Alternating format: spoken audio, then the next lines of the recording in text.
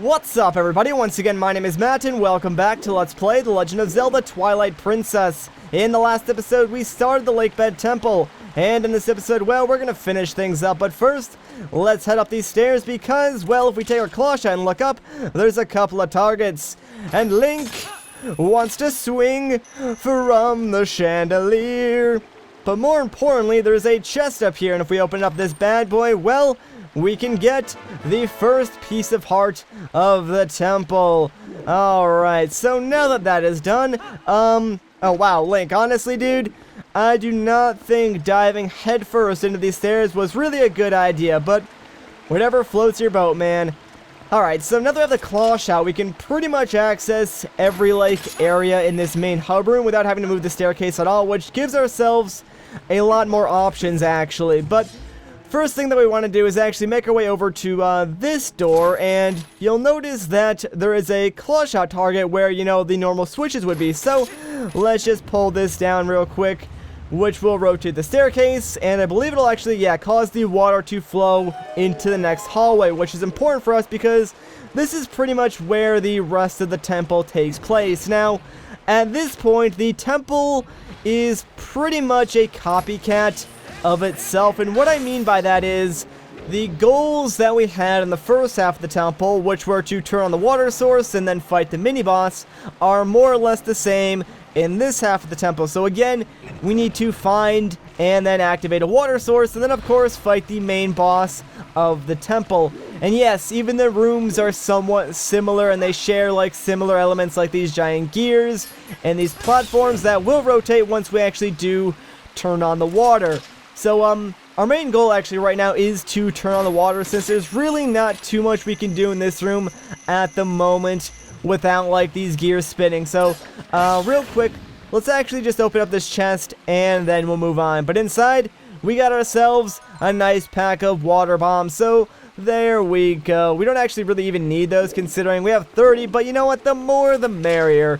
Anyways, let's claw shot onto these vines and just make our way up towards the second floor of this room, because there's really not too much we can do right now since the gears aren't spinning. So we'll come back here a little bit later on. But you guys are actually going to see a lot of the rooms, like I said before, are very, very similar to the first half. So honestly, I consider this half of the temple a lot easier, because now at this point you should have a good idea of what's going on in the temple and what you actually need to do to make progress. But anyways, let's just head through here, and yeah, check this out. This is pretty much a carbon copy of one of the rooms on the other half. There's the one lone enemy, there's the giant water wheel, and of course the little area that the water flows in. And actually, now that I think about it, the puzzle in this room is pretty much the same as the puzzle in the other room. So all you gotta do is yeah, shoot the stalactite down,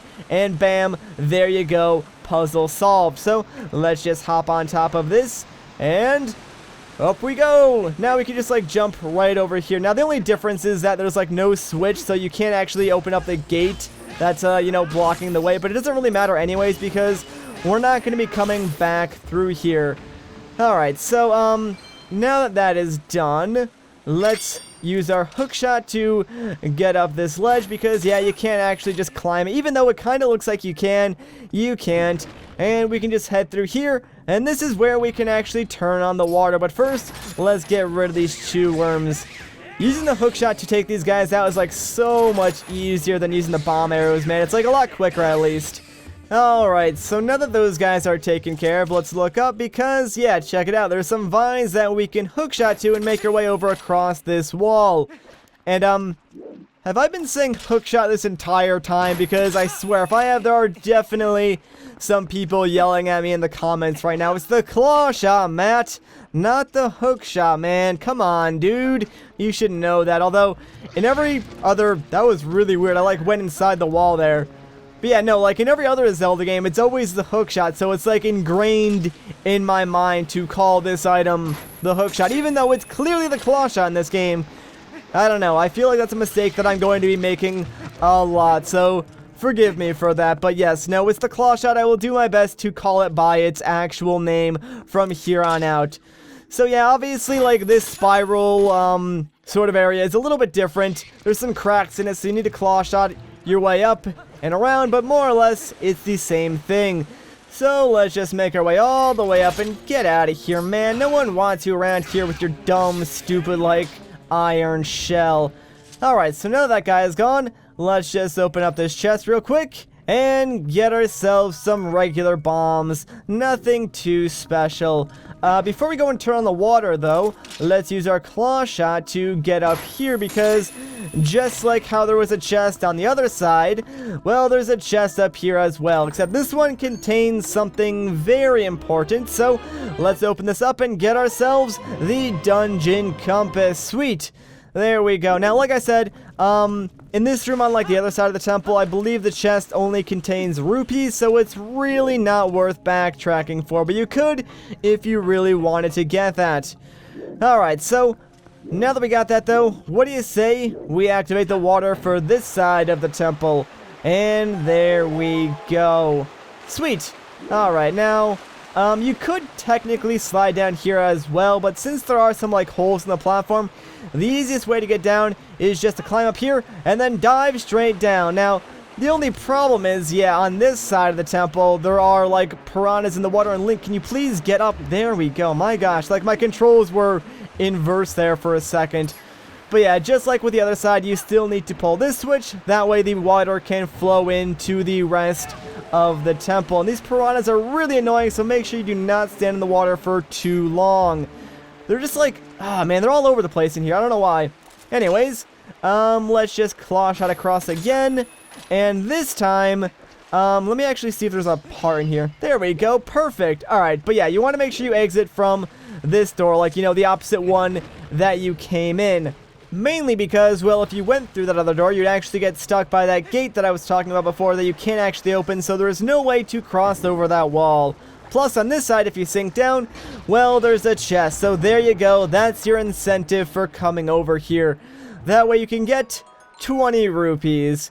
Alright, so now that we got that, let's just swim up carefully and try and avoid that jellyfish, because sometimes that guy will just, like, electrocute you, even though you can't really see him because of the way the camera's facing. So, yeah, he's kind of a jerk.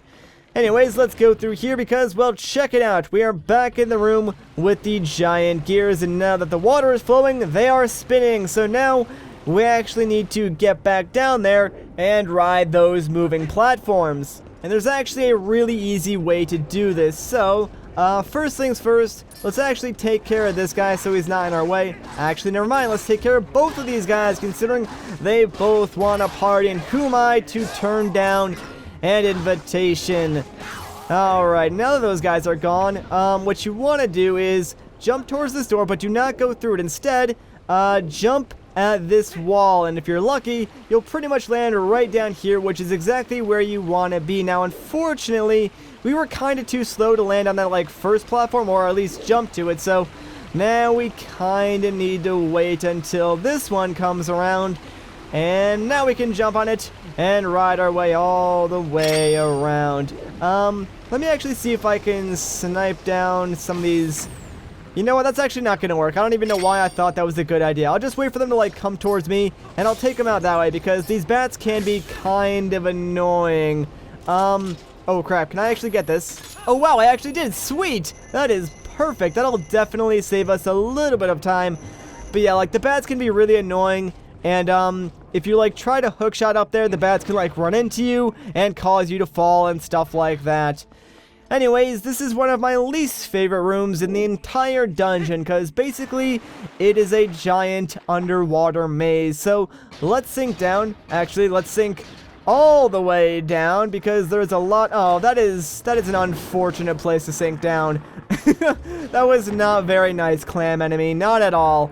Alright, the reason why I wanted to sink down over here, though, is just so I could, like, swim through that cavern and make my way over here where this giant rock is. So let's grab one of our nice and useful water bombs, place that there, and oh, actually, there's a new type of enemy. This is actually a sort of a water bomb enemy, actually. I believe if you hit it with your sword, it'll actually, like, start to detonate and blow up. So I guess if you do, like, run out of water bombs, you can always use one of these things, but I really wouldn't recommend it. And my gosh, can you just, like, swim through there, Link? Holy crap. Camera, That guy took out 2 hearts. Holy crap, dude. My gosh. Alright, I think I need to sink down over here now. Yeah, because there is another giant rock that we can explode. Seriously, man, I swear, sometimes the camera just does not work the way you want it to and causes you to, like, miss easy things like that. And please, oh, that was close. I'm gonna try and avoid that guy. Instead, let's just swim up here because, whoops, I actually want to swim all the way up here and surface because, yes, there is a door that we can go through. So, let's do it and see what's on the other side. Well, honestly, nothing too exciting. Not really sure why I tried to, like, hype that up, but, whatever. Let's get rid of this chew worm real quick.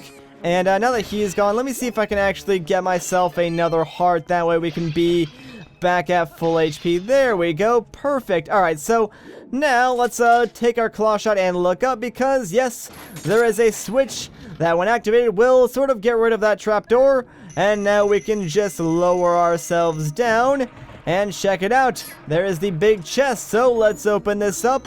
That way we can get ourselves the big key. And of course, now we could go directly to the boss of this temple to finish things up. But there's still one more thing that I would like to collect. And of course, that is the second heart piece of this temple. So in order to do that, we need to make our way all the way back to pretty much the other, or the first half of this temple. So, yeah, it's gonna be a while. I would recommend keeping on your iron boots in, like, this segment, because getting past these giant, like, jellyfish otherwise would prove rather difficult. So just take my word for that and use the iron boots. But now that we are past them, let's just quickly swim our way all the way back to where we pretty much entered this room. That way we can, well, basically just make our way back to the hub room now. There's really no faster way to do this other than just, like, backtracking through all of the other rooms. I mean, I suppose if you wanted to, you could, like, call upon Uku and just, like, teleport back to the beginning of the temple and then, like, walk all the way to the hub room, but I'm not really sure if that would really be faster. It'd probably take around the same amount of time. But whatever. That's honestly why I wish they kept the item Pharaoh's Wind from Ocarina of Time, because that was like one of the most useful items to people who have played the game before, because once you got that, you could abuse it so much to get through temples like a lot quicker. And gosh dang it, man, that's like the only hook shot or claw shot target that you can hit on this wheel. So if you miss it, yeah, you gotta wait until it comes all the way back around. And it's kind of weird too, because if you're using the claw shot, you need to, like, sort of lead your target just a little bit to account for the amount of time that it takes for the claw shot to actually reach its destination. But there we go, now we got it. Anyways, like I was saying though, yeah, like, if you got Pharaoh's Wind and you had actually played Ocarina of Time before, you could use that to skip a lot of the temples, or at least a lot of the backtracking in the temples. And I really wish that item existed, or at least a similar item existed in, like, every other Zelda game. Because, like, honestly, what I could have done in this temple is just, like, drop Pharaoh's Wind right in the hub room, and every time I needed to backtrack there to, like, move the staircase or do something with water, I could have just, like, teleported straight to it. Bam, done. Would have saved me a lot of time. And I suppose that's probably one of the reasons why they didn't do that, just because it would have made certain temples seem a lot shorter. Anyways, though, since we activated the second water stream, yes, it has filled up the main hub room just a little bit more, and now we can actually swim over to that door that is sort of like holding up the staircase in the center. And it's locked by the lock that is opened up with the big key. So that's where the actual temple boss is. But before we take that on, I actually want to get the second heart piece. So to do that, we need to rotate the staircase 180 degrees. And yeah, since we activated the water for the second area, it'll actually flow it into this original area. Since, like, the first time I went through here, there was no water flowing. But now that there is, well, something is going to change, and you'll see what. Since, like, you know, this side of the temple doesn't have the bottomless pit, the water will actually flow into here and fill it up, which will cause that bridge to sort of allow us access into that weird, like, alcove area. I'm not even sure if I pointed that out the first time we went through here. If I didn't, I apologize, because it is kind of important, as that's where we are going to get the next piece of heart. It's pretty simple. What you want to do is just come over here, step on this switch, and while standing on it, just hookshot over to this target, because as soon as you get off the switch, yeah, the gate is going to close. And did that actually kill the Lizalfo? I think it actually did. I think he got like stuck in between the gate or something. Anyways, let's open up this chest, and bam, there we go. That is the second piece of heart. Alright, oh no, he's still alive. Never mind. I thought he was dead, but unfortunately, he survived. Oh well, I'm not gonna bother with him. Instead, let's just get out of here. So again, yeah, we need to make our way back to the, main hub room. So again, another use for Favor's Wind, you know, if I actually had it.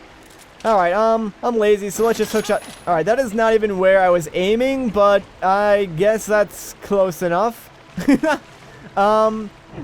So yeah, we're actually done with this temple now. We've gotten every single collectible. Well, not every single collectible, but all of the ones needed to actually 100% the game. So, guess what time it is, guys? It is time to take on the boss. So, I guess the fastest way there would just be to hookshot over here and then jump into the water. So, let's do it. Actually, did not want to grab onto that. And wow, we're actually in front of the door too, so that's pretty dang nifty. Let's open it up, and let's do this, guys. I'm actually really excited to take on this boss. So this is kind of cool. We actually get to jump down a hole. Make sure you equip your iron boots, by the way, because as soon as you go through this door, yeah, check it out.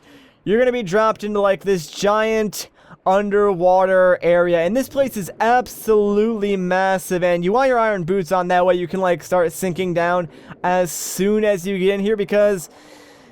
yeah, as you can see, it takes a while to get down, and if you wanted to swim this, it would take even longer, like, my gosh. But, here we are. And there's the boss, or at least the boss's, like, weak point. Obviously, it's a giant eye, so we want to kill that.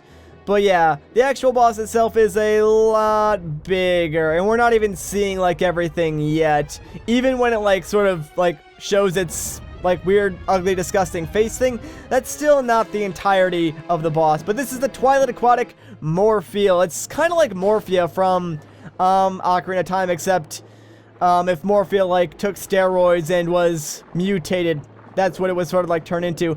Anyways, this boss is actually kind of difficult, not going to lie. I don't really like this fight at all, mainly because I'm kind of bad at it. So, essentially what you want to do in this first phase is, swim around and try and avoid his tentacles, because if they grab you, they will, pull you into the center, and you'll basically lose an entire full heart.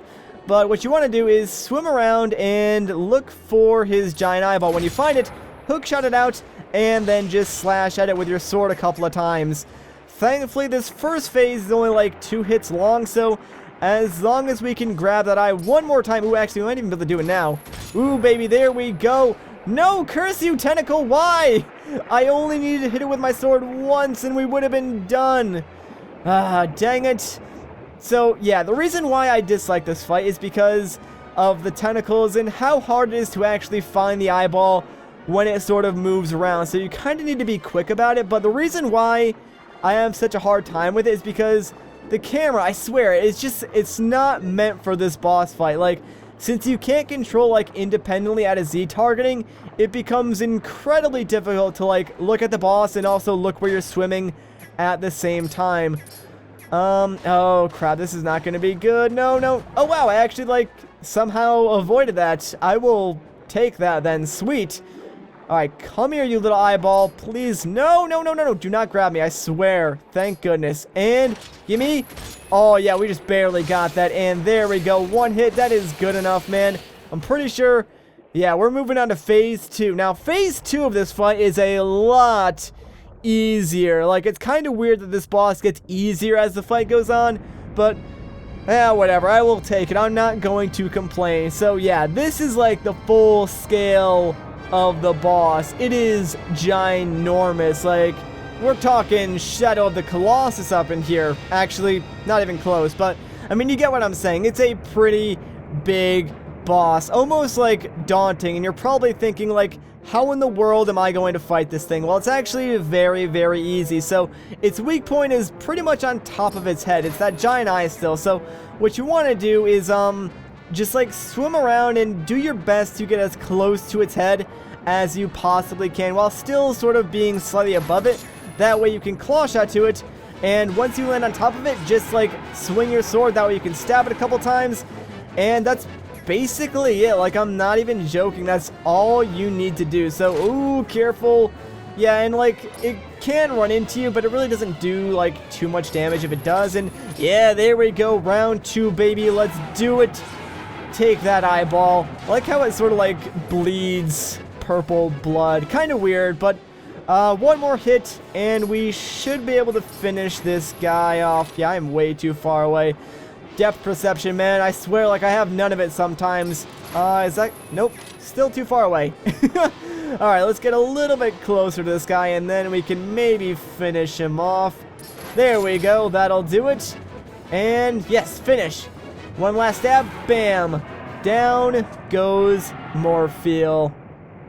So long, buddy. So like I said, yeah, the second form is just way easier than the first. Like, almost not even a challenge. And bam, he crashes directly into that wall, which actually causes a giant crack, and believe it or not, will drain this entire area. I'm not really sure where the water is going, considering, you know, this is already at the bottom of a lake, but whatever. We're not here to talk about, like, the scientifics of Zelda or anything like that, because really, none of this would even make sense. But there we go. We did it, guys. We got ourselves another heart container, defeated another boss, and completed another temple. And most importantly, well, guess what? We've got ourselves the last few shadow.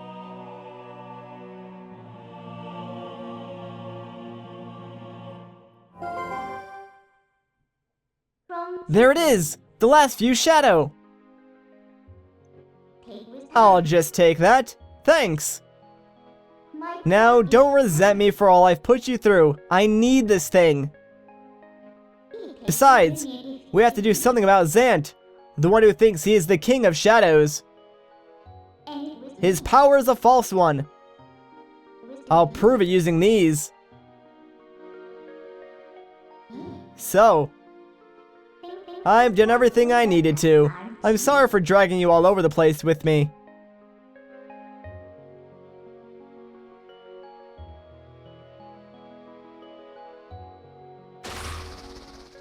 So, shall we go?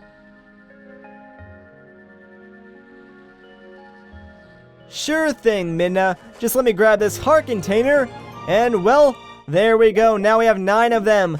Now, as soon as I enter this portal, there's going to be a lengthy cutscene. Want to go outside? Are you done here? Yes, we are. So I'll let you guys enjoy it.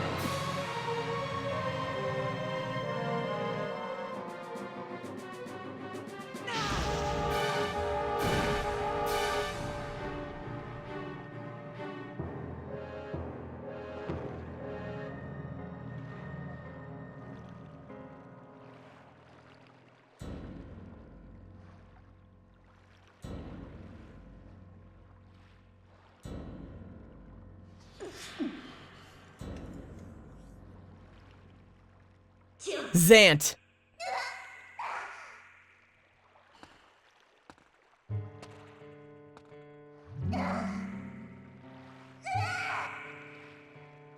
Did you honestly mean to take an ancient withered power like this and turn it against me? You are a foolish traitor, Midna. Why do you defy your king? My king? You who do nothing but abuse the magic of your tribe? You must be joking. How dare you? Are you implying that my power is our old magic? Now that is a joke.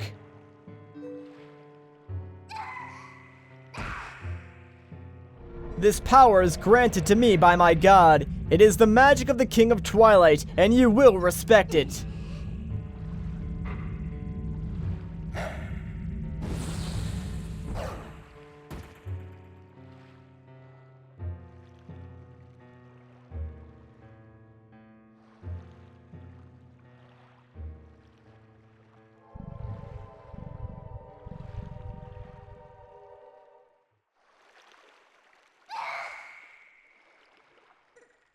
My Midna, did you forget?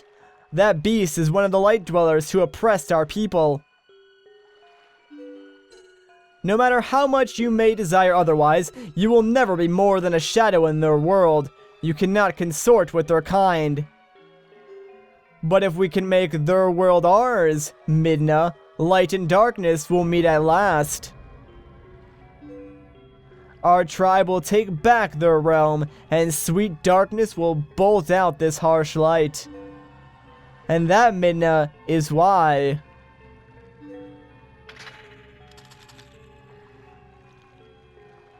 I need you. Not just for me, but for all our people. Lend me your power.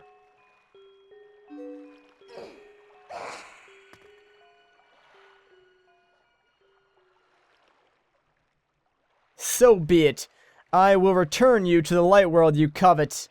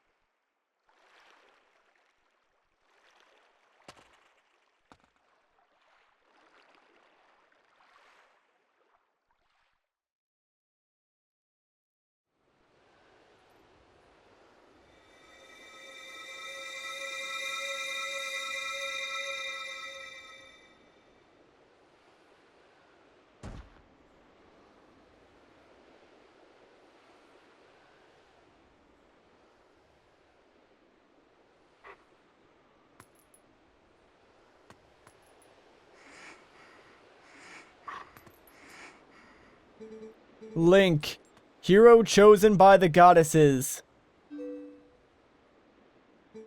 Go to the princess locked away in the castle. That princess holds the key that can unlock you from your shadow form. Uh-oh, this is not good, guys. We're stuck in our wolf form, and Midna is not doing too good. So we've definitely got to get her to Hyrule Castle and see Zelda. But you know what? We're going to do that in the next episode. So if you guys enjoyed this part, a like rating would be greatly appreciated. If you want to see more, consider subscribing. But once again, guys, my name is Matt. Thank you so much for watching, and I'll catch you in the next one. Hey guys, it's Matt. I just sort of wanted to say something at the end of this episode real quick, just because I got such an overwhelming response on my sort of update video when I was telling you guys that I was sick, and I just wanted to say thank you for all of the get well messages that you guys left me. It really did, like, cheer me up and put me in good spirits, I guess, and I think it was one of the reasons why I got over my illness so quickly. So, you might be able to tell I'm still, like, slightly sick. It's not like anything too major. Like, I'm well enough to record at this point, but I might sound like a little more nasally than maybe I normally would. But other than that, I'm pretty much fine. So I think I should be able to continue making videos. But that's really all I wanted to say. So again, thank you guys so much for all the nice words that you had to say, you know, while I was recovering and getting better. It meant a lot to me. Anyways, though, that's it. So I'll see you guys in the next one.